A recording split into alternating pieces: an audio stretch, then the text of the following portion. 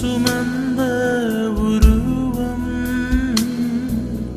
சிந்தின ரத்தம் புரண்டோடியே நதி போலவே பாய்கின்றதே.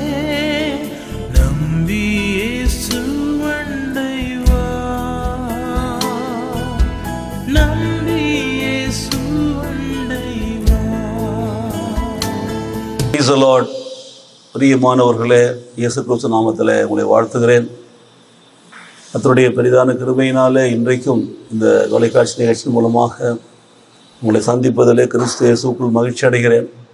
கர்த்தருடைய பெரிதான கிருபையினாலே கர்த்தர் இந்த நாளிலே அவர் சமூகத்திலே நம்மை ஒன்று சேர வைத்து அவருடைய வார்த்தைகளை தியானிக்கும்படி கிருபைகளை கொடுத்து அதன் மூலம் நம்மை இந்த தவ நாட்களில் இழந்த நாட்களில் விசுவாசத்தை பலப்படுத்துகிறார். ஆகவே இது நாள் வரையிலே சங்கீதம் 5 நாம் பார்த்து கொண்டு வந்தோம். இன்று முதல் நாம் தவக்காலத்திற்கான காரியங்களை, மனம் திரும்புதல், ரட்சிப்பு, இப்படிப்பட்டதான காரியங்களை பார்க்க போகிறோம். ஆகவே விசுவாசத்தோடு நீங்கள் கேளுங்கள். ஆண்டவர் உங்களோடு பேசுவார், நிச்சயமாய் உங்களை பலப்படுத்துவார். நல்ல தகப்பனே, இந்த நிகழ்ச்சியை பார்த்து கொண்டிருக்கிற உங்களுடைய பிள்ளைகளோடு சேர்ந்து நாங்கள் ஜெபிக்கிறோம். நீரே எங்கள் தேவன், நாங்கள் உங்களுடைய ஜனங்கள். நீரே எங்களை படைத்து, எங்களை பாதுகாத்து, எங்களை ரட்சித்து நடத்தி வருகிறது. அதுக்காக உமக்கு நன்றி செலுத்துகிறோம். இப்பவும் கர்த்தாவே, இந்த தவ நாட்களிலே நாங்கள் ஆண்டவரே ஸ்தோத்திரம், உண்மையான ஒரு மனந்திருந்தலை பெற்றவர்களாக சாட்சியுள்ள பிள்ளைகளாய் வாழத்தக்கதாக உங்களுடைய கிருபைகளால் எங்களை நிரப்புவீரா. ரட்சிக்கப்படாத பிள்ளைகள் கூட அநேகர் இன்றைக்கு பாவத்தில் மற்ற தீய பழக்கங்கள் உள்ளவர்கள் இன்றைக்கு ஆண்டவர் ரட்சகரை ஏற்றுக்கொள்ளும்படியான காரியங்களை எங்களுக்கு வெளிப்படுத்துவீரா. இன்றைக்கும் நீர் பேசும் நாங்கள் கேட்கிறோம். இயேசு கிறிஸ்து நாமத்திலே பிதாவே, ஆமென், ஆமென். மாணவர்களே, இல்லை, இன்றைக்கு நாம் என்ன செய்ய போகிறோம்? மனம் திரும்புதலை குறித்து சில காரியங்களை கற்றுக்கொள்ளப் போகிறோம். அந்நாட்களிலே யோவான் ஸ்நானகன் யூதேயாவினுடைய வனாந்தரத்திலே வந்து மனம் திரும்புங்கள், பரலோக ராஜ்யம் சமீபித்திருக்கிறது என்று அவன் பிரசங்கம் பண்ணினான். ஸோ ஆண்டவராகிய இயேசு கிறிஸ்துவுக்கு வழியை ஆயத்தம் பண்ணும்படி, அவருடைய வருகையை முன்கூட்டியே அறிவித்து அவருக்கு அன்று வழி ஆயத்தம் பண்ணும்படி முன்பாக அனுப்பப்பட்டவன் தான் ஜான் த பேப்டிஸ்ட்னு சொல்லக்கூடிய யோவான் ஸ்நானகன். நம்ம எல்லாருக்கும் தெரியும்.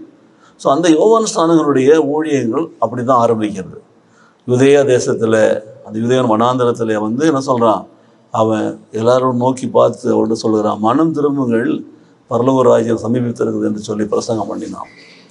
இந்த தமக்காலம் எதற்கு கொடுக்கப்படுகிறது? ஒவ்வொரு வருஷமும் இந்த 40 நாட்களை கொண்டாடுறாங்க. ஏறக்குறைய ஒவ்வொரு வருஷத்தில் பார்த்தீங்கன்னா பாரம்பரிய சபைகள் விபூதி புதன் தொடங்கி அதை தொடர்ந்து வரக்கூடிய வெள்ளிக்கிழமையிலிருந்து அந்த உபவாசத்தை கடைபிடித்து கடைசியாக ஈஸ்டர் வரையில் செய்கிறார்கள். அதில் வர ஞாயிற்றுக்கிழமைகள் எல்லாம் விளக்கிடுறாங்க. ஸோ ஞாயிற்றுக்கிழமை நீங்களாக நீங்கள் பார்த்தீங்கன்னா ஒரு 40 நாட்கள் சரியாக வருகிறது. அந்த 40 நாட்கள் அந்த நாட்களிலிருந்து பிடிக்கப்பட்ட ஒரு காரியம். இயேசு கிறிஸ்துவினுடைய வாழ்க்கையோடு 40 வனாந்தரத்தில் அவர் ஜெபித்து கொண்டிருந்தார். அவருடைய ஊழியர்களுக்கு தன்னை தடைப்படுத்தினார். அதுக்கு பிற்பாடு நாம் பார்க்கிறோம். சரியா? அதுபோல தான் வனாந்தரத்தில் மோசே அவர்கள் 40 வருஷம் இஸ்ரவேல் மக்களை வழி நடத்தினார். அதுபோலவே நல்ல 40 நாட்கள் மலை மேலே காத்திருந்து 40 நாட்கள் அந்த 10 கட்டைகளை பெற்றுக்கொண்டார். அப்போது அது ஒரு தியானத்தை, ஒரு தேவ சமூகத்தில் காத்திருக்கிறதுடைய ஒரு நிறைவை குறிக்கிறது பாருங்கள். சரி, அப்போ கர்த்தருக்கு வழியை ஆயத்தப்படுத்துங்கள், அவருக்கு பாதைகளை செவ்வை பண்ணுங்கள் என்று வனாந்தரத்தில் கூப்பிடுவனுடைய சத்தம் உண்டென்று ஏசாயா தீர்க்கதரிசி மூலமாக உரைக்கப்பட்டவன் இவன் தான் இந்த யோவான் ஸ்நானகன். அவனுடைய ஊழியத்தில் அவன் என்ன செய்கிறான்? மனம் திரும்புங்கள், பரலோக ராஜ்யம் சமீபமாக இருக்கிறது. இப்போ இந்த தவ நாட்களிலே திருச்சபை ஏன் அதை உணர்த்துகிறது பாருங்கள். ஆவிக்குரிய பெந்தகோஸ்து சபைகளே இதை பெருசுப்படுத்துறதில்லை. ஆனால் பாரம்பரிய சபைகள் எல்லாமே இந்த தவ நாட்களை கொண்டு கடைபிடிக்கிறது. ஸோ இப்போது வருஷத்துக்கு ஒரு முறை இந்த 40 நாட்களை கொண்டாடி ஜனங்களை மனம் திரும்ப சொல்லி, ஆண்டவர் பார்த்துட்டு காத்திருக்க சொல்லி, தங்கள் உள்ளத்தை ஆராய்ந்து பார்க்க சொல்லி, தன்னுடைய பாவங்களை விட்டு வெளியில் வந்து ஆண்டவர் பிரியமான பிள்ளைகளை வாழ முடியாத ஒரு நல்ல வழியை காட்டுவதற்காக இந்த நாட்கள் கடைபிடிக்கப்படுகிறது. அப்போ ஏன் மனம் திரும்பணும்? என்ன சொல்கிறான்? பரலோக ராஜ்யம் இதோ பக்கத்தில் இருக்கிறது என்று சொல்லி.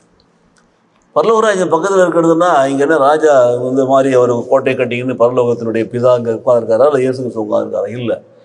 அப்போ என்ன அர்த்தம் என்று சொன்னால், நீங்கள் மனம் திரும்பி பாவங்களை அறிக்கை செய்து விட்டு ஆண்டவரிடத்தில் நீங்கள் வருகிற பொழுது வாட் ஹேப்பன்ஸ் பாருங்கள், நீங்கள் தேவனுடைய ஆளுகைக்கு உட்படுகிறீர்கள். You are coming under the rule reign of Lord Jesus Christ.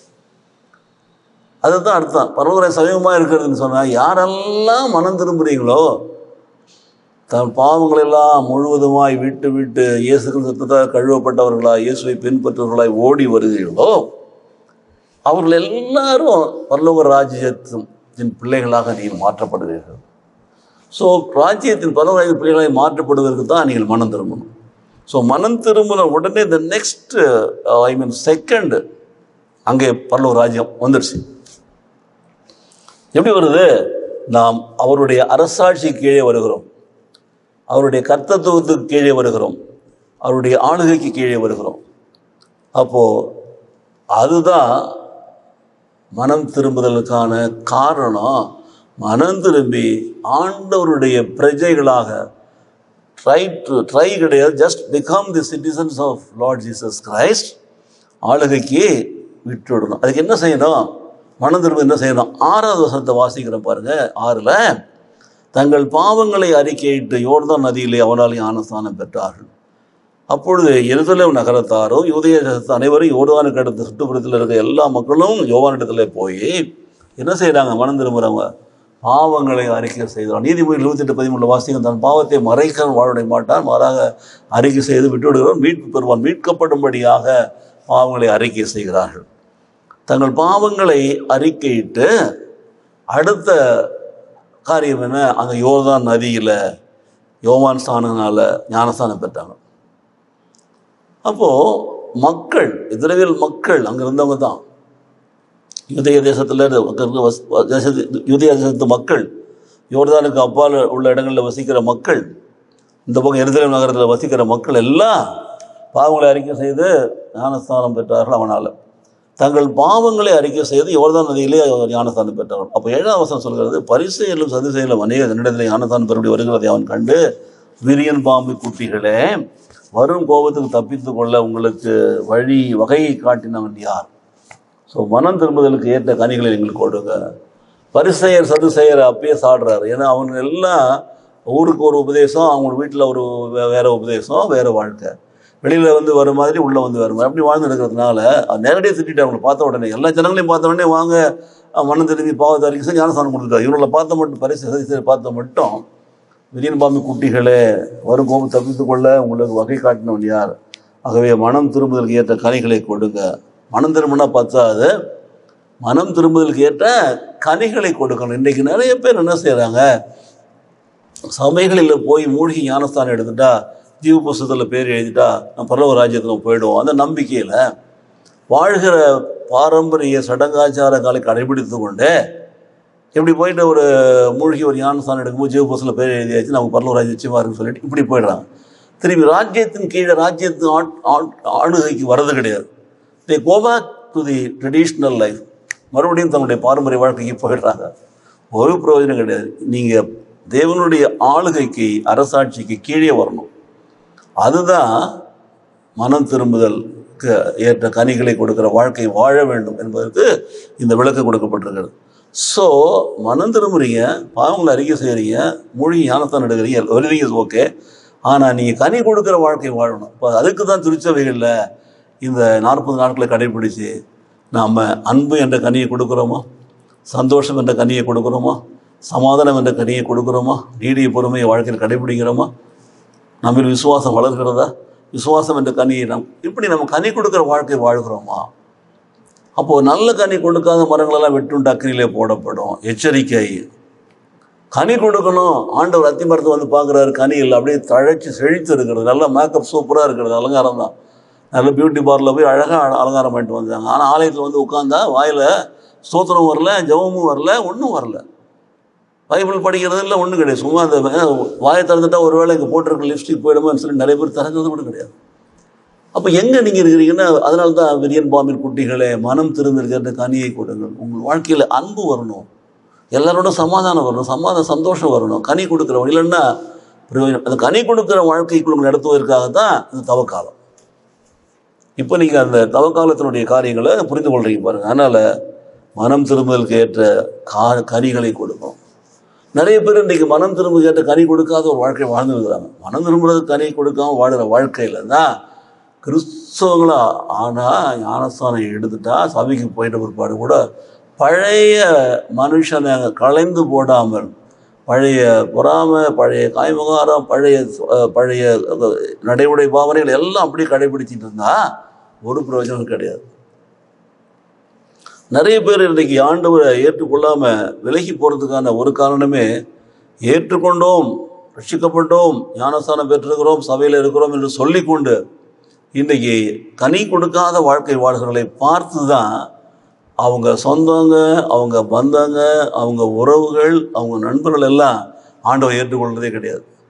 அவங்க ஏற்றுக்கிட்டாங்கன்னா இன்றைக்கி பிரச்சனையே கிடையாது. ஒரு நண்பர் சொல்லி கொண்டிருந்தார், பாரம்பரிய சபையில் இருக்கிற வரையிலே அவர்கள் எல்லா விதமான காப்பகங்கள், அனாதை விடுதிகள், அப்படிப்பட்ட இடங்களுக்கெல்லாம் உதவி செஞ்சுட்டு இருப்பாங்க. எல்லா நாட்களிலும், எல்லா பண்டிகை நாட்களிலும் அவர்கள் எப்பொழுதும் ஒரு ஹெல்பிங் மனசோடு அவங்க இருந்துகிட்டு இருந்தாங்க. நல்லபடியாக அநேகருக்கு உதவி செஞ்சுட்டு இருந்தாங்க அப்படின்னு. ஆனால் அவங்க நாங்கள் ஆண்டவரை ஏற்றுக்கிட்டோம், சபைக்கு போகிறோன்னு சொல்லிட்டு மாறின பிற்பாடு அவங்களுடைய கை நீளவே இல்லை, அவர்கள் கொடுக்கவே இல்லை என்று பார்க்கிறதை அவர் சொல்லிட்டு இருக்கார். ஒரு சாட்சியாக சொல்கிறாரு பாருங்கள். அப்போது ஏன் அது சொல்கிறாங்கன்னு சொல்லி சொன்னீங்கன்னா, கனி கொடுக்குற வாழ்க்கைக்கே வரதே இல்லை. சும்மா நாம் கேவாஸ் ரட்சிக்கப்பட்டுட்டோம், ஞானஸ்தானம் எடுத்துட்டோம், சபையில் இருக்கிறோம், அவ்வளோதான். சபையில் இருக்கிறோம், இந்த சபையில் இருக்கிறோங்கிற பேரோடு இருக்கிறது, மற்றபடி செயல்பாடுகள் மாற்றம் கிடையாது. அதுக்கு தான் தவக்காலத்தில் மனம் திரும்புங்க, விசுவாசத்தில் வாங்க, பாவங்களை அறிக்கை செய்யுங்க, விட்டுடுங்க, மூழ்கி ஞானஸ்தானம் எடுத்தவர்கள் என்பதை நீ உறுதிப்படுத்தி கொள்ளுங்க, கனி கொடுக்குற வாழ்க்கைக்குள் வாங்க என்று அழைப்பதற்கு தான் தவக்காலம். அப்போது நம்ம ஏன் கனி கொடுக்காமல் இருக்கிறோம் என்று நீங்கள் பார்த்தீங்கன்னா, நம்ம ஆண்டவரை ஏற்றுக்கிட்டோம், ஆண்டவருக்குள்ளே ஒப்பு கொடுத்துட்டோம், ஆண்டவருடைய பிள்ளைகளாக மாறிட்டோம். ஆனால் ஆண்டவருடைய வார்த்தையின்படி நம்ம வாழறதில்லை, ஆண்டவருடைய வார்த்தையில் கடைபிடிக்கிறது இல்லை. ஆண்டவர் சொன்ன வழி, ஆண்டவர் சொன்ன நான் உனக்கு மன்னித்தது போல் நீ மன்னிக்கிறது இல்லை. வைராக்கியம், பிடிவாதம், மன்னிக்க முடியாது, எப்படி நாங்கள் மன்னிக்க, நானா அவங்களா, இப்படி டயலாக் பேசினே இருக்கிற பொழுது பார்த்தீங்கன்னா கனி கொடுக்கறது இல்லை. அப்போது அவங்களுக்கு மனம் திரும்புதல் தேவை இருக்கிறது பாருங்கள்.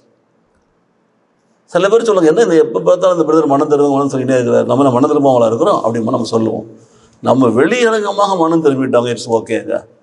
ஆனால் உள்ளாத மனுஷங்களை மனம் திரும்பி இருக்கிறோமா? எல்லாருடைய நமக்கு துரோகம் பண்ணவங்களை மன்னிக்கிறோமா? நமக்கு நஷ்டப்படுத்துகிறவங்களை நம்ம சேர்த்துக்கிறோமா? சமாதானமாக இருக்கிறோமா? நம்மளை அவமானப்படுத்துகிறவங்களை நம்ம கனப்படுத்துகிறோமா? இதுதான் மத்திய சுவிசேஷத்தில் 5, 6, 7 மலைப்பிரசங்கத்தில் மிக தெளிவான விளக்கங்கள் அவர் கொடுத்துருக்கிறாங்க. ஸோ கனி கொடுக்குற வாழ்க்கை இல்லாததுனால தான் இன்றைக்கு நாம் சாட்சியை எழுந்து போய்டுறோம் பாருங்கள். அப்போ வருஷம் வாடிக்கையாக தவ நாட்கள் வருகிறது, மனம் திரும்புங்க, சாம்பலை பூசுறீங்க, எல்லாம் நான் பாவி இயேசுவை பாடுறீங்க, எல்லாம் சொல்லுவோம், எனக்காக ஆண்டவர், எனக்கு ஆண்டு சொல்கிறோம், எல்லாம் சொல்கிறோம்.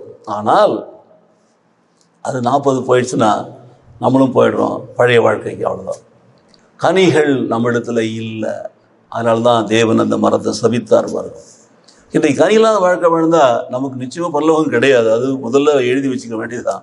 ரெண்டாவது, நம்ம துர்சாட்சியாய் வாழ்ந்து அநேகருடைய ரட்சிக்கப்படாதபடிக்கு நம்ம தடை கற்களாக இருக்கிற பாருங்க, அது இன்னும் சாபத்தை நமக்கு வரவழைக்கிறது பாருங்க. தேவனுடைய கோபத்தை நம்ம வரவழைக்கிறது. சாட்சியாக இல்லையே, இவங்கெல்லாம் கிறிஸ்துவங்களா, இவங்கெல்லாம் எதுக்கு சபைக்கு போகிறாங்கன்னு சொல்கிற அளவுக்கு நடந்துக்கிட்டா, ஸோ மற்றவர்கள் ஆண்டவர் ஏற்றுக்கொள்ள தயங்குறாங்க. நாங்கள் இங்கேயே இருந்துட்டு போகிறோம், பழைய நாங்கள் இங்கே இருக்கும்பொழுதே எங்களுக்கு நல்ல உதவி செய்கிற மனப்பான்மை இருக்கிறது, மன்னிக்கிற மனப்பான்மை, நாங்கள் எல்லோரும் சமாதானமாக இருக்கிறோம், அப்படி ஒரு ஃபீலிங்கில் மக்கள் வருகிறார்கள் பாருங்கள். அவன் மனம் திரும்ப கனி கொடுக்கிறதே கிடையாது. ஆகையினால தான் மனம் திரும்புங்கள், எனக்கு பிரியமானுடைய மனம் திரும்புதலை குறித்து நாம் தொடர்ந்து நாளை மறுநாள் தியானிப்போம், வரும் நாட்களை தியானிப்போம்.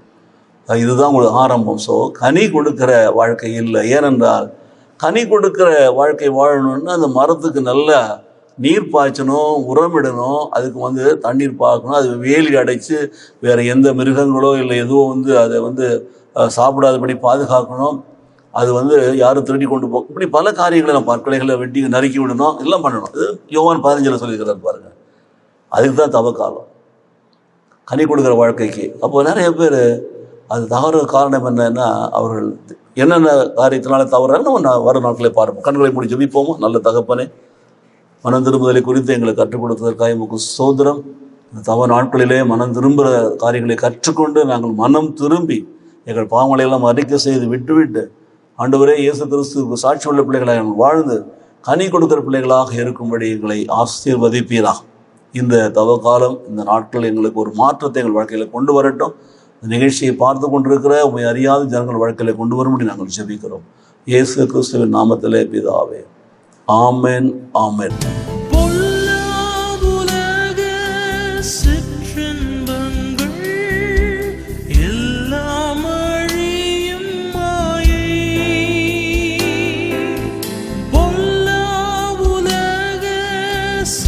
சிற்றின்பங்கள் என்றும் அழியும் மாயை. காணாய் நிலையான சந்தோஷம் பூமியில் கர்த்தாவின் நண்பண்டை வா. காணாய் நிலையான சந்தோஷம் பூமியில் கர்த்தாவின் நண்பண்டை வா. சிலுவை சுமந்த உருவம் சிந்தின ரத்தம் புரண்டோடிய நதி போலவே பாய்கின்றதே. நம்பி இயேசு அண்டை வா. நம்பி இயேசு அண்டை வா.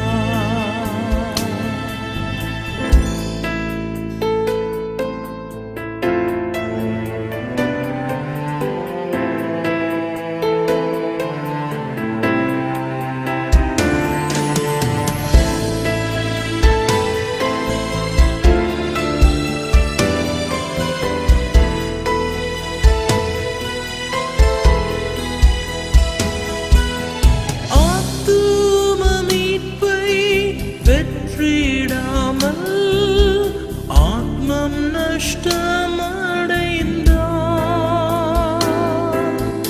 ஆத்தும மீட்பை பெற்றிடாமல் ஆத்மம் நஷ்டமடைந்தார்.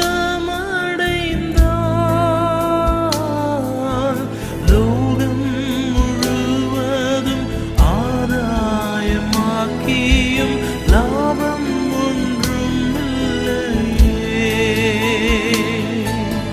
லோகம் முழுவதும் ஆதாயமாக்கியும் லாபம் ஒன்றும் இல்லையே.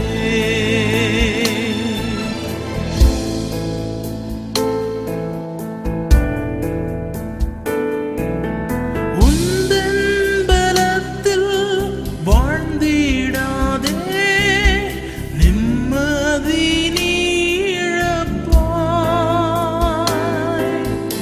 உந்தன் பலத்தில் வாழ்ந்திடாதே. நிம்மதி நீ இழப்பாய். கர்த்தரே தஞ்சம் என்று நீ உணர்ந்தால் நிம்மதி நீ பெறுவாய். கர்த்தரே தஞ்சம் என்று நீ உணர்ந்தால் நிம்மதி நீ பெறுவாய். சிலுவை சும